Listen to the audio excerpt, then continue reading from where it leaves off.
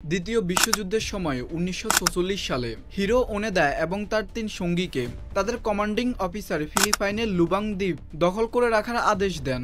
একই সাথে তাদের কমান্ডার এও নির্দেশ দেন যে জাপানি সৈন্যরা ফিরে না আসা পর্যন্ত তারা যেন আত্মসমর্পণ না করেন। এরপর দ্বিতীয় বিশ্বযুদ্ধ শেষ হয়ে গেলেও জাপান শোচনীয়ভাবে পরাজয় বরণ করলো। তাদের সেনাবাহিনীরা আত্মসমর্পণ করে কেউ কেউ নিজের বাড়ি ফিরল, আবার কেউ জেলখানায় গেল। কিন্তু সে ৪ জন সৈনিক তখনও ফিলিপাইনের লুবাং দ্বীপ দখল করে রাখলো, কারণ তারা জানতোই না যে দ্বিতীয় বিশ্বযুদ্ধ শেষ হয়ে গিয়েছে।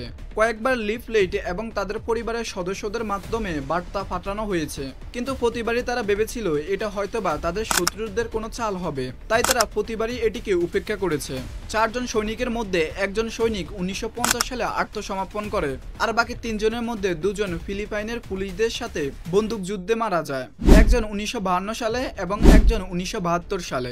এখন শুধু একজনে রইলেন, হিরো ওনোদা। তিনি তার ইউনিফর্ম এবং রাইফেল নিয়ে সেই লুবাং দ্বীপের মধ্যে লুকিয়েছিলেন। এরপর ১৯৭৪ সালে একজন জাপানিজ ট্যুরিস্ট নোরো সুজুকি ওই দ্বীপে তাদের সাথে দেখা করতে যায়। তিনি নিজের বাসায় তাকে বোঝানোর চেষ্টা করেন যে যুদ্ধ শেষ হয়ে গিয়েছে, কিন্তু ওনোদা এটাকেও শত্রুর কোনো চাল মনে করে তাকেও সেখান থেকে প্রতিহত করেন। এরপর সুজুকি তার কমান্ডিং অফিসারকে খুঁজে বের করেন এবং তাকে সকল ঘটনা খুলে বলেন।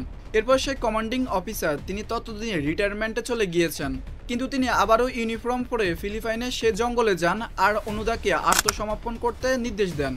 তখনই হিরো ওনোদা আত্মসমর্পণ করেন, যেটা ছিল যুদ্ধ শেষের প্রায় ২৯ বছর পর।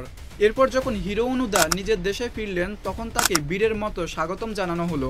এই ঘটনা থেকে আপনি কি শিখলেন অবশ্যই কমেন্ট করতে ভুলবেন না।